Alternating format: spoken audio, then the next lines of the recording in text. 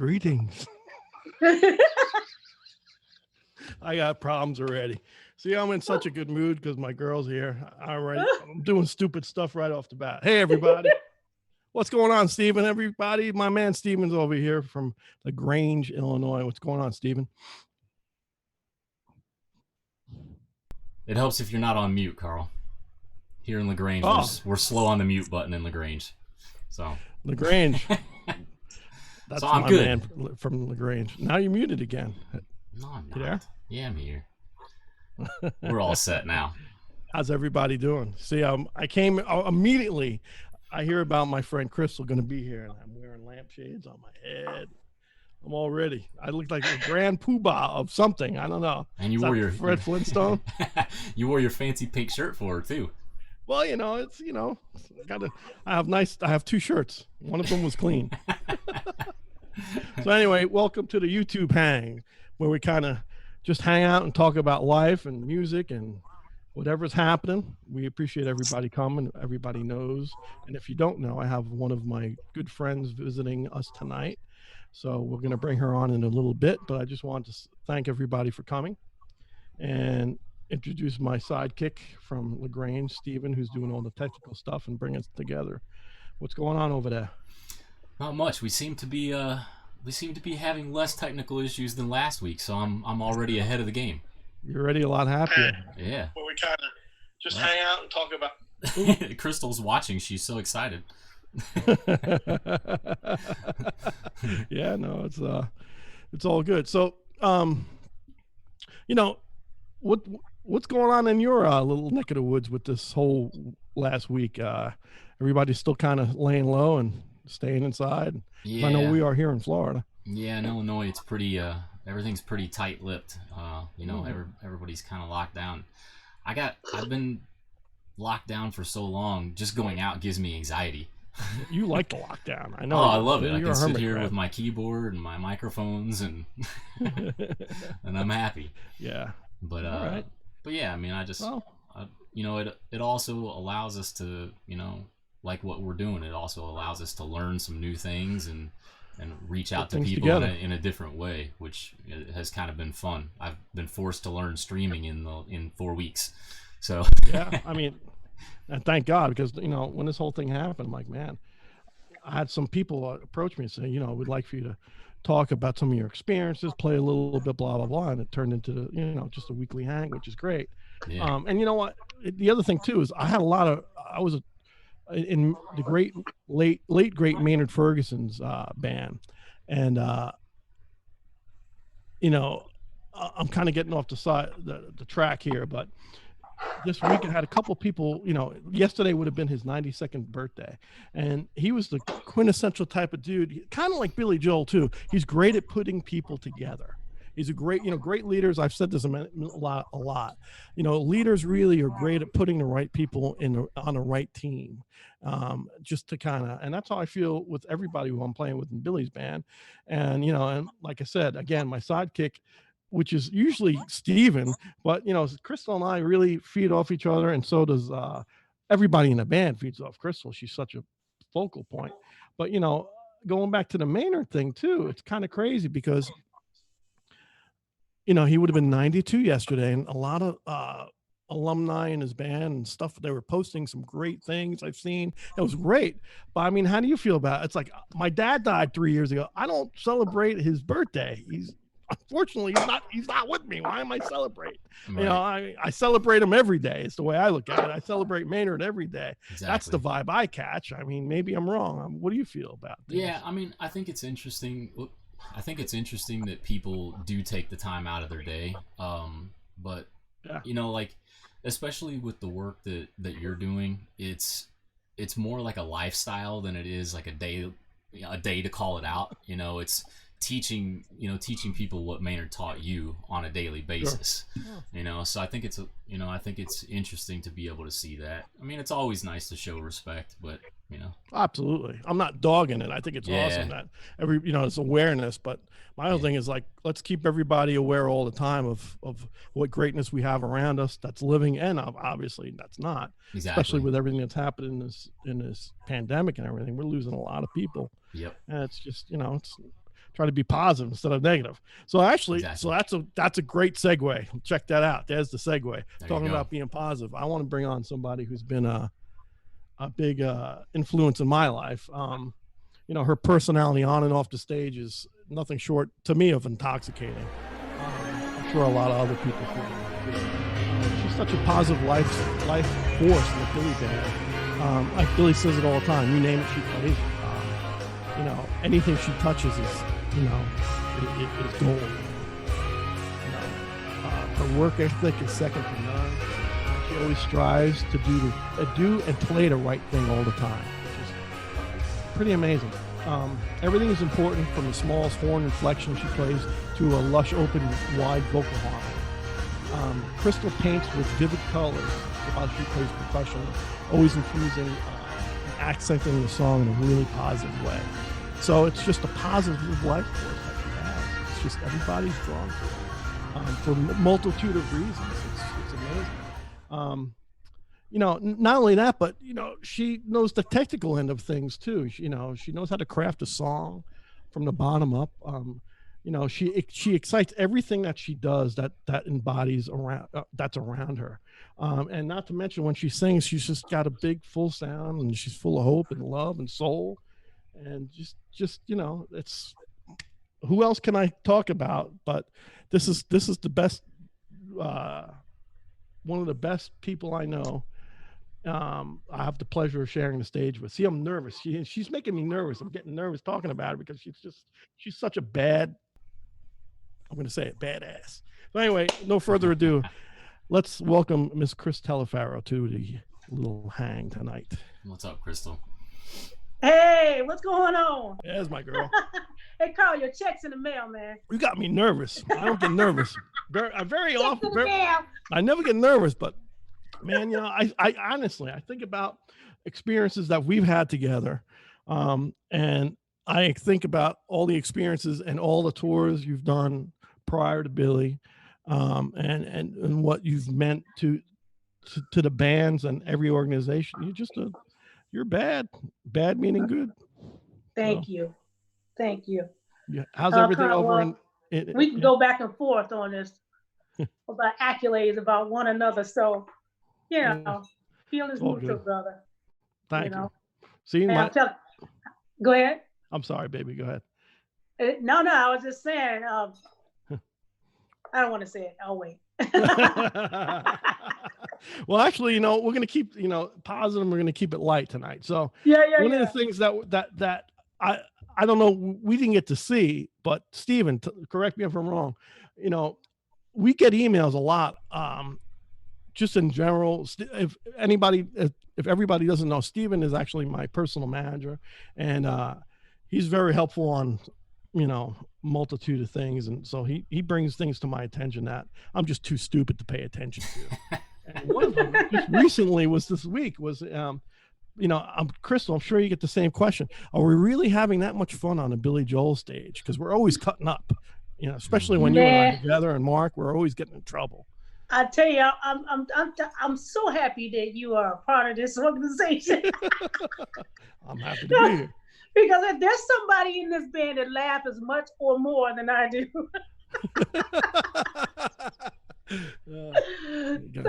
So whenever I get the opportunity to come over on your side of the stage and try to get into that groove, man, I always gotta say something. There's something, you always have to say something.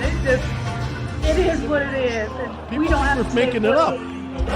People actually said, some email I got the other day, Stephen, correct me if I'm wrong. It was like, are you guys actually is it genuine? Are you guys having that much fun? Yeah. Yeah. I mean, they're seeing it right now. I'm playing them a video from the garden, and you guys are laughing and playing to the back of the audience. Oh, he's playing a video. We can't see it because, you know. Oh. Yep. We're blind. Woo. Well, cool. Yeah, so that's kind of funny, you know. I mean, it's genuine. I know from my point of view, and I think it from Crystal's point of view too. We just. Yeah. I mean, it's spontaneous. It's like whatever it could be anything. We just go over each other and we'll find something that is absolutely outrageous.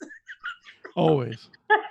It could be about whether it's your jacket. Like my jacket or Mark's shoes. Or my collar all messed up, something. Yeah. Jacket, his shirt all twisted. Tie off. Yeah. Oh my God. What a mess. Yeah, no, we have a good time. Yeah. So, that being said, when there's a hang, usually pre or post show, we always know it's a fun time. But part of the reason too I wanted to get you on the show is a lot of things I know a little bit about, but I love to share it, especially with younger people and people that really don't have the opportunity to know these things. So, for instance, what was your first instrument? You play multi-instrument. What was your draw to playing? What did you want to play? What did you play? I really didn't have a preference, to be honest with you. It was just kind of like a task. Really? That my Charlie, my brother, yeah. God rest his soul, Charlie. It was an assignment. Really? Okay. Yeah. So was it vocals first? Was it singing? Was the first? Yeah, vocals. Yeah, vocals, and my mom. I used to play some keys. Because my mom played B3, and and I used to play. So I didn't know that. Your mom played B3. I got away from that stuff, but I know it's just. Wow. When you have too many things going on, you can't focus, and get good at anything. So, yes, like I said, like this one blind man said to me, we're doing this gig in high school for the mayor of Gary, Indiana. All right. And and I thought I did really well. I was feeling good, smelling myself, teenager. And so I went out in the hallway just to take a break, and there was this guy playing a piano down in the hallway. It's like an upright, piano. And he's a black guy. He's playing piano. And I just started walking down there. He was, jazz. He's playing, he's just playing. I was like, wow, I was listening, right? Yeah. Then as I was walking up, I noticed that the guy was like blind, Oh, wow. Yeah. So I didn't think he saw me, or maybe he was partially blind or something. I don't know, but he looked blind. And I was just standing there, just kind of listening. And then he said, and he scared me. He said, "You know what we call you?" Started playing some really nice chords. Said, "You did a really good show tonight." He said, "You know what we call people like you?" All these beautiful chords. Yeah. He said, "You're a jack of all trades." Beautiful chords. I'm going feeling good. I got a smile on my face. But you ace at none. All these diminished chords. Boom, boom, boom, boom. Darkness. Boom, boom, boom, boom. Playing all the dark stuff.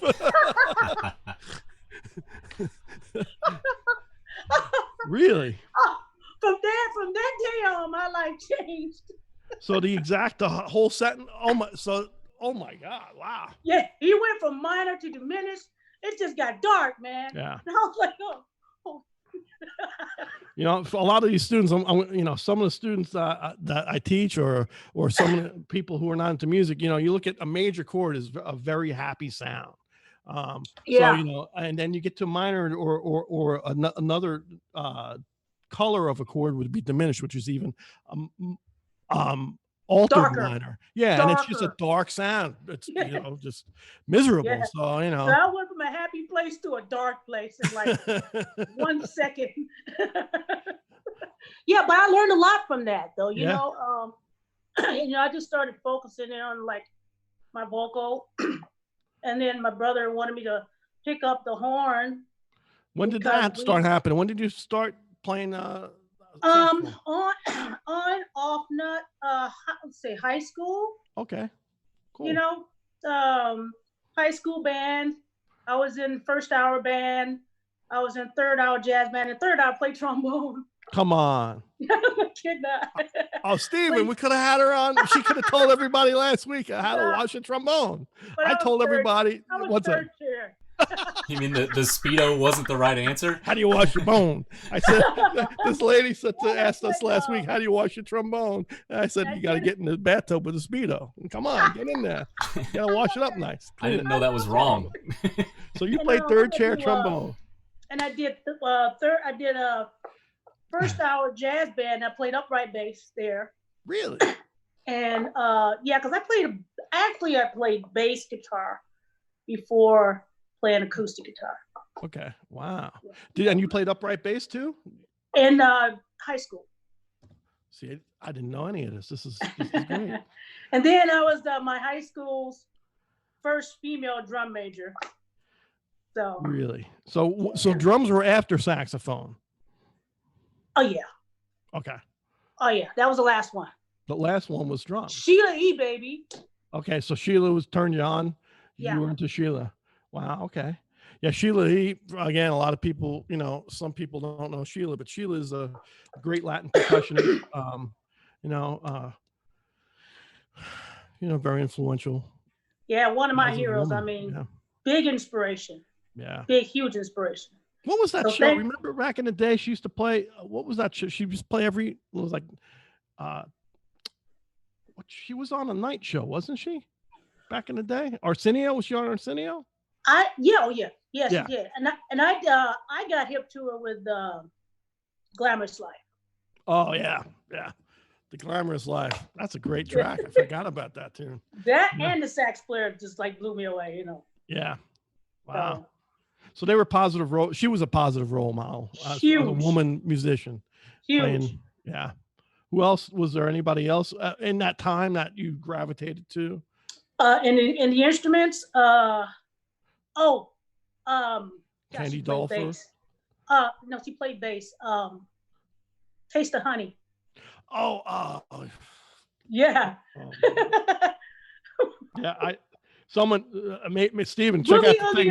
Let's ask the question. That should be a giveaway right there. Whoever could tell us who the bass player was at Taste of Honey. Right?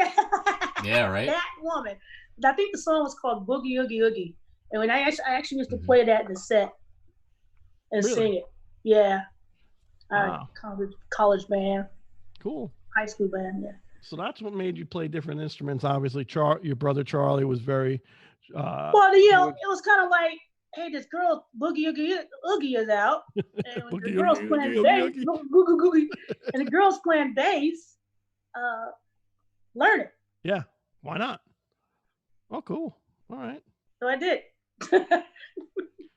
Yeah, I mean, so those are the early days. I didn't realize that. Wow. That you played. I knew you played a lot of instruments, but I didn't know you played bass and all that stuff. So that's very cool. That explains a lot where we're going to go here with your studio and stuff. But before we go there, my first peak of you was, I believe, I'm a Yankees fan. I'm growing up in Long Island. It was either a Mets or Yankee. And Cubs. So, I know you're a Cubs. And Steven, what are you? White Sox? Yeah, it's a rough subject when you live in Chicago. it's like which one loses the least? Wow. Yeah. Mine has always been the Cubs and the Bears. Yeah, I'm more of a hockey guy myself. Well, that brings us to Wrigley Field. I mean, this is the first year we didn't play it. But man, the vibe of Wrigley in Chicago, and when we're lucky enough to go there playing with Billy, it's unbelievable. And just the history of that ballpark for me is pretty amazing. I'm sure there's like a synergy going on in there. Same as there's some kind of like live energy when you walk in that place, man. Yeah. I don't know what it is. And it's the same thing I get at Fenway in Boston. Fenway. Yep. Same thing. And I hate Boston, but I love that ballpark. You know that. Yeah, man. I don't know what it is. But I gotta ask you this. This is where I first learned of you, was when you were on Billy's band, and that it wasn't a DVD, it was a VHS tape. I guess it was Yankee Stadium, live from Yankee Stadium. Okay. Right. And yeah, to me, being a Long Island kid and into the Yankees and seeing you play out and do your thing, I was like, oh my God, who's that? And then that was it the Yankee thing? Yeah. Was it Yankee Stadium or was it Giants? Giants. Was it Giants Stadium? Which one? Is that the one? Is that back in 1989 or what? What year? Idea. It's I guess late 80s. It's got to be late 80s. When did you join the band? 85? I came in on the Stormfront album. Okay. 89. 89. So I've been, how many years is that? It's a long 31, 30, I don't know. 30, yeah, 31. 31 years, is it? Let's see, 92. Yeah, 31. Yeah. That's how long I've been here. Wow, crazy. So it might have been a Giants thing. I remember it was a New York thing, but also too, I remember a video. It wasn't a Billy thing. This freaked me out too. Was when you were with Bruce Springsteen and Clarence wasn't. I want you to talk about this. This was when you were playing Clarence's part on alto saxophone. So this is when I remember it was like within 6 months of each other when I was hip to these videos, and like there was Crystal with Billy, and it was a different time period, obviously, but you were playing, unbelievable alto. You were playing. Clarence wasn't there. What happened? Clarence, that was it. Was that in Jersey? I don't know where the okay. I'm dating myself. I don't remember. I'm sorry. Well, you want to hear that story? Give it to us. Okay. All right. All right. Okay. I came in 9 days before the first show, in the band. And this is Bruce. Also yeah. Bruce. Yeah. Yeah. Yeah. So there were no rehearsing with any songs with saxophone. Although in the back of my mind, I'm going, if somebody ever threw a rabbit out, I guess it would be me to try to give it attempt it, I guess. But I'm not going to go for it. But I'm going to at least get my head ready so I can be ready internally to enough courage enough to at least go for it. You know what I mean? Yeah. So there was no rehearsal ever on saxophone with the band. Wow. And Clarence wasn't there. He wasn't on the tour. No. And Clarence was a huge, big. I'm a huge fan of his. Bought his records and everything. Yeah. It's like when the first record came out, I'm like, yeah, Clarence. The big man. But so the first time we played, I was asked to play saxophone out of the box. Wow. Was in New Jersey, of all places. Home state. So it was like, holy crap, you know what I mean? One of those kind of things. And Clarence was there. What? He was there. He was at the show. Clarence was there. Billy was there. Wow. The crew was all on the side going. I'm going to interrupt you. The crew, actually, back in the day and even now, it was funny. Half of the Billy crew was the Bruce crew, correct? I mean, Vinny, Sean, and, they Wayno. never. Yeah, Wayno. Wayno was my tech. Wayno was Wayne Williams was your tech. Wow. There it is. And it was amazing. They could do those tours because they didn't overlap, right, Chris? No, they didn't overlap, so they could just go right over. Yeah. So your friends are on the side of the stage giving you this. Yeah. So what happened was at sound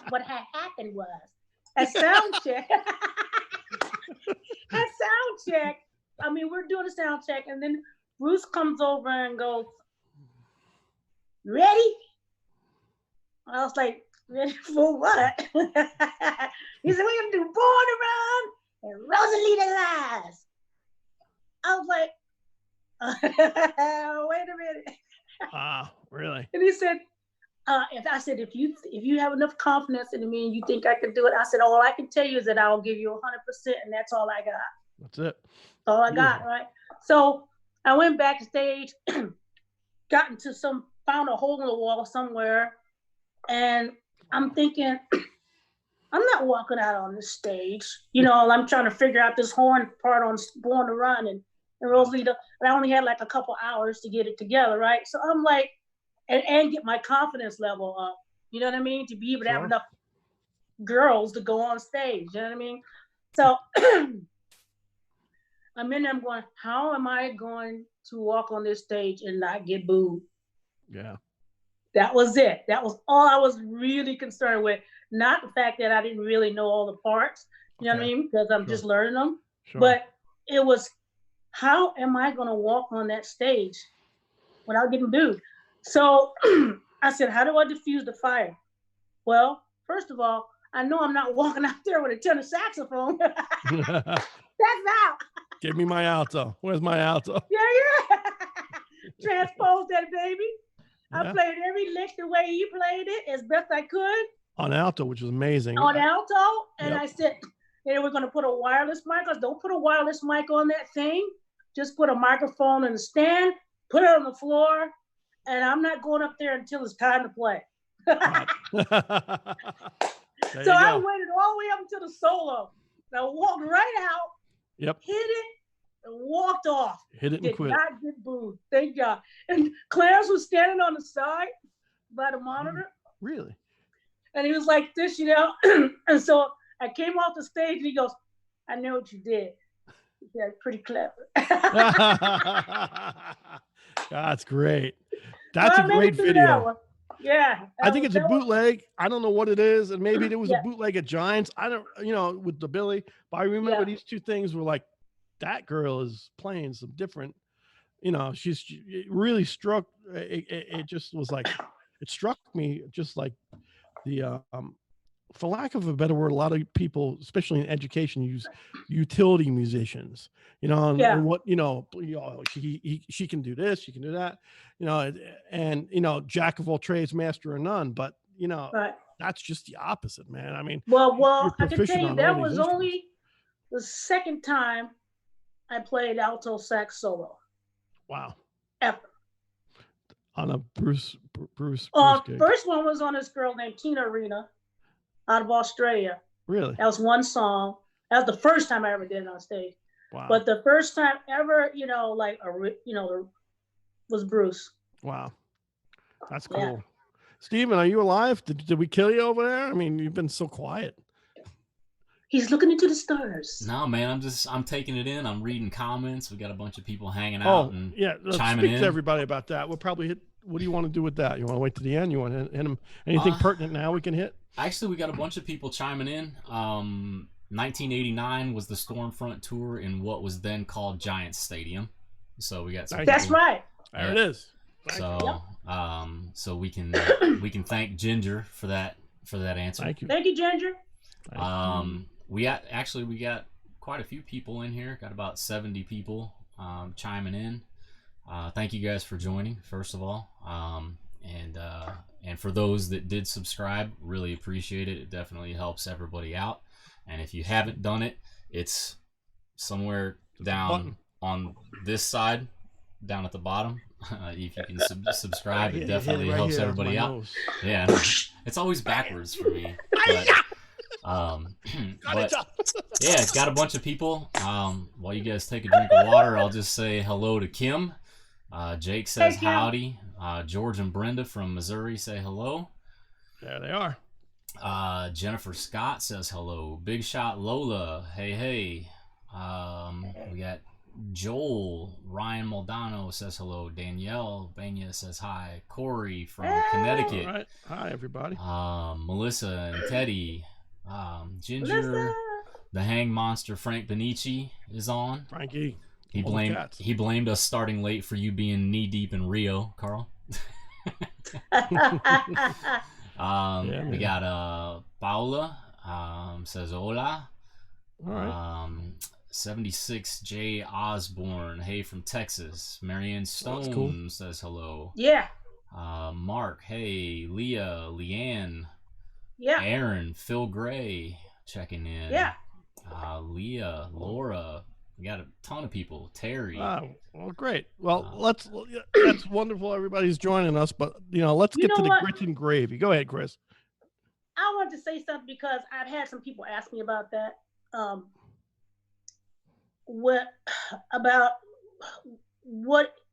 do I make my blend when I get into the section and I come down and play with you, Mark? Okay.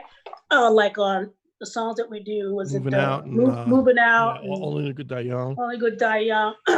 Big Man. Big Man, Mulberry. Yeah. Yeah. This is what it's like. All right. Sometimes I lean more towards Carl on the trumpet when he's playing the trumpet for the inflections and for the cutoffs. Okay. And what we're doing those types of parts like on Big Man. Yeah. Okay. And also for the style of the breath and how it flows. You know what I mean? I'm listening to Carl's flow. Now on what is the other one? Moving Out. It's so long we haven't played them. Yeah. On Moving Out, I'm listening more to Mark's tone and his intonation and cutoffs. Sure. So what I try to do is fit somewhere in the middle. That's my task. That's my task. Is that right? Is that fair enough, Carl? Oh, absolutely. That's. I mean, you're because I got a chameleon. Here, yeah. And I got Mark here. You guys have two different styles, but you know what I mean. I gotta somehow fit in that middle. Sure. Otherwise, I'm gonna mess the blend up. That's the amazing part for me, you know, because everybody knows I come from a very lead trumpet orientated kind of headspace as far as phrasing goes, and then you know, rock and roll saxophone, man, that's not my forte. You know, I mean, that's not what I do. I dig it. Well. I respect the hell out of it, and I've tried to learn it. But yeah, I mean, so we all kind of, it's funny, we all kind of have different roles, and you have to be almost amoeba-like, and you are the chameleon amoeba, if that's even a word. That's okay. That's fair. That's fair. And it's the same thing across the band, I noticed too, though. Yeah. You do that with everything that you know, your percussion. I mean, like I was saying in my intro too, the colors you use when you play percussion to me are the most, it doesn't sound like you're a percussion player. It's right. A part. It's there. It's a part. I play more parts because when I'm with whatever drummer it is, if a drummer gives me space, then I'll play some more colorful things. You know what I mean? Yeah. But if a drummer doesn't give me enough space, I gotta try to find an eighth of a something somewhere. Sure. You know what I mean? And it may just be one hit. Uh-huh. You know what I mean? And that's why I do a lot of one hits, because that's where the space is. Uh-huh. So I try to make it musical. Yeah. You know. Well, it's funny because I remember one tour, I think you didn't make one, I think it was a European thing when I was on the band. Yeah. I was on Faith Hill's tour. You were on with Faith, that's correct. And, you know, it was funny because Mark was playing some percussion. I was playing shakers, and, you know, there was no way we were going to step into what you did, but it was amazing how much those parts meant to the songs. And those parts, you know, a lot of people might not realize this, but those are your parts. I mean, there wasn't a percussionist prior to you, correct? I mean, those things you you kind of tailored to being you. Right. And that's a very original, cool thing. You know, and the same thing with your vocal thing, man. It's amazing. It's so I mean, you jump through different sections in the band, and that's a really cool thing. I guess that would probably be my gig, is to be able to adjust, adapt. You know what I mean? And in whatever environment that may be, even vocals. Sure. Like singing background vocals and on sessions and stuff like that, I change up depending on, you know, I never go in as the same person. Okay. You know what I mean? Because the gig is not the same. Sure. You know what I mean? Yeah. I don't sing the same way I do on a Bruce Springsteen gig as I would sing with Billy. No. I won't sing the same way as I do with Billy as I would with Michael McDonald. Mm-hmm. I wouldn't sing the same way. I'll probably sing the same way with Bob Seger as I would with Joe Cocker.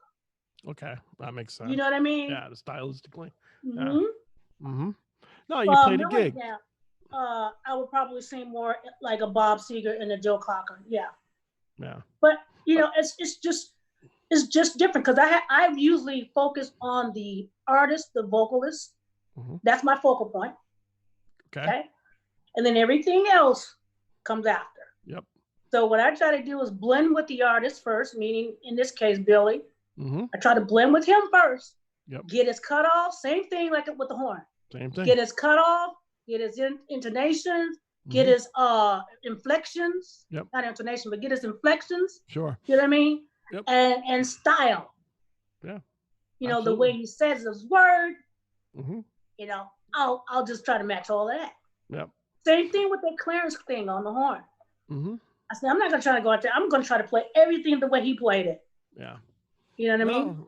Note for note, you know. To me, that's a sign of a true, great top quality side man. You know, I mean. Thank you. You know, and I don't have to tell you that, but it's the truth. Everybody sees that too. It's. I mean, I get a kick out of it, but it's the truth. You know, when Billy says, you know, you name it, she plays it. Yeah, she doesn't own it. She owns it when she plays it. That's a big difference. Thank you, Carl. A lot of people that that claim they play something to a degree, but you're always looking for that crystal. The crystal's looking for a crystal. Yeah. I'm looking for the holes. That's what I'm looking for. I'm searching for the holes. And sometimes, not often, sometimes it's hard to find it. Yeah. And if you can't find it, my suggestion is sit out. Don't play. Don't play. Don't play. Just don't play. Yeah. If you don't know the song and you're on stage and they're playing a song that you don't know, take a break. Absolutely. No, absolutely. That's great advice for young musicians. And that being said, so you have all these great experiences, and as a strong woman too, you're in a male dominated industry, playing rock and country, with R&B, with Billy, with Meatloaf, Mellencamp, Garth, everybody. I mean, what's your secret? It's got to be, you have the secret. I can change. You have to be able to change. You can't go into the gig with the attitude of, I'm going to give them crystal. You have to go into the gig saying, study the gig. Sure. Study the gig first. Yep. Study the gig first. Know where you're going and know what you're going into. And give them what they want. Yes. And then try to make a part of yourself a part of that. If that makes any sense to you, that's what it is. The hard part is trying to put yourself into their program and make sense. Yeah. Make it like you belong there. Like it makes sense. It has to make sense. If it doesn't make sense, like I'll never take a gig just to take a gig. Yeah. If I can't bring something to it, I'm not going to take it. Sure. Because you don't have that opportunity to make that mistake, really. Yeah, you make one mistake and then I'll go hire him or her. Yeah, I remember I took a gig. I'll never forget. I had a gig. I also play some trombone, mostly, for valve trombone. I play a little slide, but for a while on Billy's gig, I had both a slide and a valve. Yeah. But I took a session years ago, probably 18 years ago. This guy called me. He goes, I heard you play trombone and trumpet. I want you to play a whole bunch of trombone stuff. I'm like, listen, my trombone playing, I know where I'm at with it. What is it that you want me to play? He's telling me, oh, it's easy. I was like, listen, I'm not the guy. I'll lay the trumpet tracks down. Anyway, so I went in. I knew it was going to be a hassle. I went in and I laid this. It was like this 5-piece Latin trombone thing. Yeah. And it was just, not my. That wasn't me, man. It was just, and I said, when I looked at the music and I was like, this is not me. I slobbered through this thing and the producer was mad. And, I said to the contractor who hired me, I'm like, we had this talk. And I was blacklisted from that studio and from this producer for a long time because this contractor wanted to save money. And from that point forward. And you told him you didn't want to do it. You're trying to save money. But never compromise that. Never compromise that. I learned the lesson 20 years ago. I learned that. And they still pay me to play trombone, but they've, paid me less. But still, I'm saying to myself, this is a bad thing. Mess with your reputation there a little bit. Exactly. And so coming on a Billy gig for me, playing all these other instruments, I'm like, if I'm going to deal, the one conversation, I've only had maybe 5 conversations with Billy about music. And one of them was, I remember he said to me, he says, so saxophone, huh? I said, listen, I love Dexter Gordon. So I'm going to get on that stage. I don't want to make a fool of myself. I said, I sure as hell don't want to make a fool of you. So if I make a fool of you musically, I'll be the first guy to raise my hand and run. And I hope you would fire me because that's all I needed to hear. Right. And you were supportive, and so was Mark. But you took the horn. You did the same thing I would have done. Hey, if you got the faith in me, I'll give it 100% shot. But that's all I got. But here's the thing. Here's the thing about that, dog, kids. If you don't believe it in your heart of heart, I mean, that you can do it even though you've never done it. Yep. If you don't believe in your heart of heart that, hey, I can do this, you have one inkling of doubt, don't do it. Don't do it. Yep. Don't do it. Jump in with both feet. Absolutely. Both feet. Disaster. So, that brings me to my next thing, and then we'll open up for a couple more questions. But since, we're talking about the touring, you've toured with a million different great artists. How do you consider, I mean, I'm biased because I'm in a band with you, but what do you think of the vibe of the current band you're in? I know you've had a lot of different Billy incarnations throughout your years from '89. And what are your feelings on? I'm biased because I've only been with you guys 15 years, but this is it come full circle now. I think for me, it's like a family. Yeah. I mean, really, it is. I mean, for me, it's like a family. You guys let me do what I do. I have my room, and I go in my room, I shut my door, and I do my thing. Yep. It's no big deal. We all get together down in the production office. Yeah. To rag on each other. Maybe it's my day because I haven't been here in a couple of days, whatever, a couple of shows. Or maybe it's your day. Everybody has them. But it's just great, man. I mean, everybody respects one another. That's what I think. What I have to say most that I am pleased and happy, and thank God that He allowed me to come this far with this organization, to see this level of respect for one another on all levels. You know what I mean? Yeah. Everyone